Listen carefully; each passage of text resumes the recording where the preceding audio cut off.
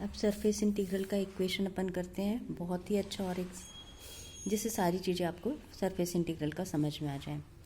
Function F जो है ना, वेक्टर फंक्शन एफ डिफाइंड है X square minus Y Z I plus Y square minus Z X J plus Z square minus X Y K over the rectangular parallelepiped 0 is less than equal to x is less than equal to a, 0 is less than equal to y is less than equal to b, 0 is less than equal to z equal to less than equal to सी।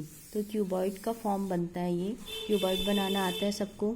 एक box बनाए, दूसरा box बनाए, ये cuboid का form बन गया। कितने space होंगे? ओ ए बी सी है ना, O C D G A B F C E F, इस तरीके से इसमें 6 फेस होते हैं।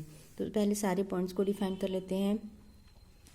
ओरिजिन पे 0 0 0 पॉइंट है, ए का लिमिट है 0 टू ए पॉइंट हो गया ए 0 0, वाई की लिमिट है 0 टू बी पॉइंट हो गया ए बी 0, सी है वाई एक्सिस पे 0 बी 0, ई है तीनों प्लेन पे तो value a B C, d है जेड और वाई प्लेन पे तो 0 बी सी, जी है जेड एक्सिस पे 0 0 सी, एफ है एक्स और जेड प्लेन पे तो ए 0 सी, है ना। इस तरीके से सारे पॉइंट्स को डिफाइन कर लिए। रेक्टेंगुलर पैरेललोपाइप्ड हैं तो नंबर ऑफ फेसेस कितने होंगे? 6 फेस होंगे, जिसको कि 6 सरफेस को अपन डिफाइन कर रहे हैं S1 S2 S3 S4 S5 और S6 से। ठीक है, अब सब सरफेस के अकॉर्डिंग अपन फंक्शन को डिफाइन करेंगे, है ना। यूनिट नॉर्मल वेक्टर को डिफाइन करेंगे, डीएस को डिफाइन करेंगे और फिर उसका इंटीग्रेट करेंगे।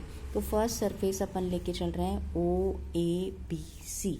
ओ ए बी सी, यहाँ पे देखना ओ पे भी जेड की वैल्यू 0, ए पे भी जेड की वैल्यू 0, बी पे भी जेड की वैल्यू 0, सी पे भी जेड की वैल्यू 0। ठीक है, प्लेन कौन सा है? एक्स ओ वाई प्लेन है। डी एस क्या होगा? D x into d y होगा। और ओ ए बी सी का जो नॉर्मल है वो क्या होगा?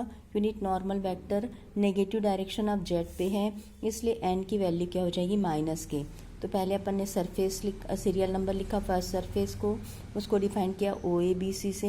यूनिट नॉर्मल वेक्टर हुआ आउटवर्ड डायरेक्शन हुआ एन की value minus k, d s हुआ हमारा डी एक्स डी वाई और f dot n d s. First surface को अपन इंटीग्रेट करेंगे। जेड की वैल्यू क्या है यहाँ पे? 0, प्लेन कौन सा? X y plane. और जेड की वैल्यू क्या है यहाँ पे? 0। जेड की वैल्यू 0 होने से एफ की वैल्यू क्या हो जाएगी? एक्स स्क्वायर आई प्लस वाई स्क्वायर जे माइनस एक्स वाई की। यूनिट नॉर्मल वेक्टर एन की वैल्यू हो गई माइनस के, तो एफ डॉट एन करने से एक्स वाई मिलेगा अपन को। के की वैल्यू माइनस है और यहाँ पे के की वैल्यू माइनस एक्स वाई के है, तो एक्स वाई मिलेगा। लिमिट ऑफ एक्स हो गई 0 to A, limit of Y हो गई 0 टू बी। अब इंटीग्रेशन करना है, surface integration F dot D N into D S. D S क्या है? एक्स ओ वाई प्लेन के लिए limit 0 to A 0 to B. X Y को इंटीग्रेशन एक्स का integration X square by 2 limit 0 to A, Y का integration Y square by 2 limit 0 to B. तो integration की value हो गई A square B square by 4। इस integration की value को हमने यहाँ पे पुट कर दिया। ठीक है, अब सेकंड सरफेस लेके चलना। सेकंड सरफेस क्या है? इसका अपोजिट लेके चलेंगे। ये बेस वाला था तो ऊपर टॉप वाला प्लेन हो गया। टॉप वाले प्लेन को अपन किससे डिफाइन कर रहे हैं? डी ई एफ जी से।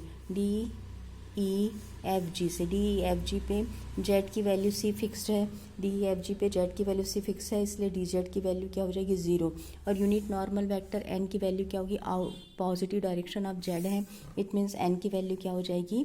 के हो जाएगी। एन की वैल्यू क्या हो जाएगी? तो उस कंडीशन पे फिर से एफ डॉट एन के क्या मिलेगा? Z square minus X Y मिलेगा। जेड की वैल्यू सी पुट कर दो तो C square minus X Y. Limit of X Y है 0 to A, limit of Y है तुम्हारा 0 to B. C square X minus Y D x D Y.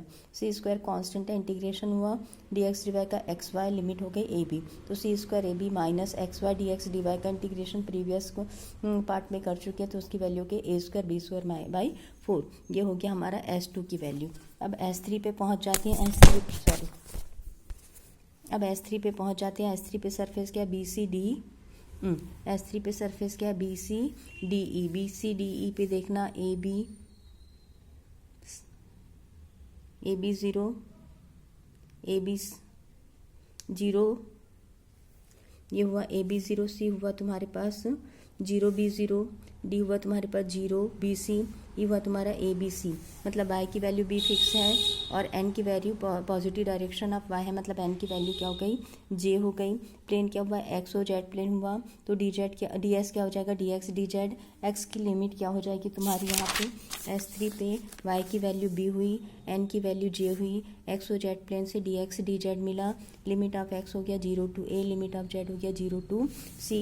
f dot n करने से अपन को value मिलेगी, जब y की वैल्यू b पुट करेंगे तो b square minus Z x, integration फिर से उसी तरीके से dx dz, integration b square constant है, x और z का इंटीग्रेशन जेड एक्स मिलेगा, limit of x limit of z तो ac हो गया, और इसका इंटीग्रेशन फिर से dx dz जेड एक्स का इंटीग्रेशन होगा Z square X square upon 4, integration की लिमिट 0 to a, तो वैल्यू हो जाएगी a square C square by 4। उसी तरीके से अपन फोर्थ सरफेस पे पहुंचेंगे। फोर्थ सरफेस के हमारे पास O A F G, O A F G, O A F G पे देखना, ओ पे y की वैल्यू 0, ए पे y की वैल्यू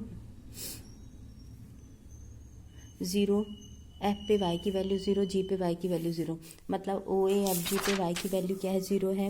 एन कैप क्या होगा नेगेटिव डायरेक्शन ऑफ y होगा तो माइनस जे हो गया। प्लेन क्या हुआ एक्स ओ जेड हुआ, डी एस की वैल्यू क्या मिलेगी डी एक्स डी जेड मिलेगा, ठीक है। तो उसी तरीके से एफ डॉट एन कैप क्या होगा जेड एक्स हो जाएगा, लिमिट ऑफ एक्स होगा 0 to a, limit of Z होगा 0 to c। फिर से इंटीग्रेट किए, जेड एक्स का integration Z square by 2 X square by 2, Z की लिमिट 0 to c, एक्स की लिमिट 0 to a, तो वैल्यू हो जाएगी a square C square by 4।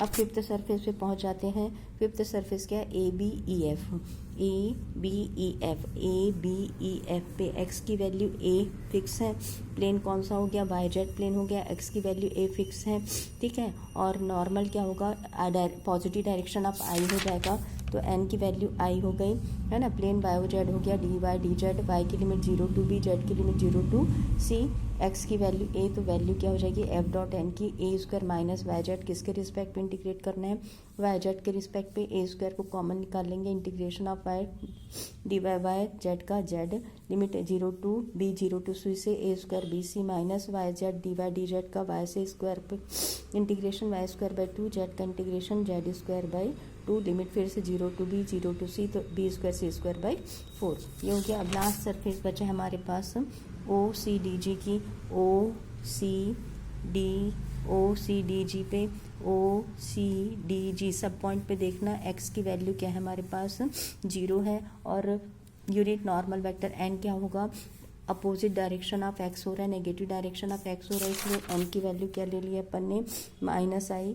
Plane Y O Z है, डी एस हो गया D Y D Z, Y की limit 0 to b, Z की लिमिट 0 to c, इंटीग्रेशन कर लिए फिर से 0 to b 0 to c, Y Z D Z Y square by 2, Z square by 2, B square by 2, C square by 2, मतलब value की B square C square by 4। अब ये अपन ने सारे सरफेस को अच्छे से टेबल फॉर्म पे लिख लिया, सबको ऐड करेंगे तो A square B square by 4, A square B square by 4, plus minus cut गया, A square C square by 4, A square C square by 4, plus minus cancel out हुआ, A square C square by 4 B square C square by 4, B square C square by 4 cancel out हुआ, बचेगा कि हमारे पास C square A B square A C, A square B सी, सबको add कर लिए, common निकाले ए बी सी, तो टोटल सरफेस इंटीग्रेशन की वैल्यू हो गई A B C A plus B plus C, ठीक है।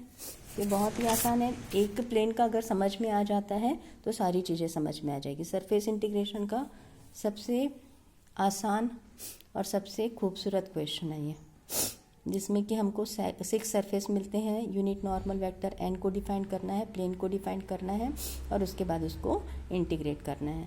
तो बहुत ही अच्छा क्वेश्चन है, इसको तुम बहुत अच्छे से समझोगे तो सरफेस का सारे क्वेश्चन तुमको आसानी से समझ में आ जाएगा, ठीक है। Thank you very much.